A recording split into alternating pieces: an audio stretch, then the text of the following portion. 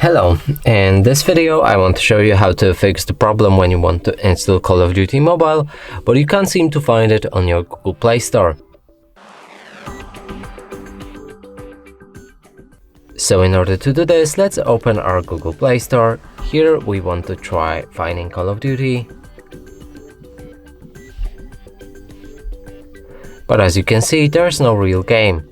So to fix this, go back, click on your profile picture, navigate to the settings, reveal family, parental controls, and right here either disable parental controls entirely by typing in your PIN,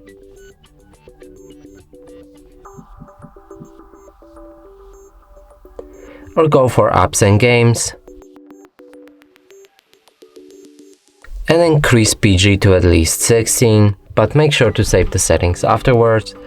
Now if we go back and try finding Call of Duty, it should be right here, available to install.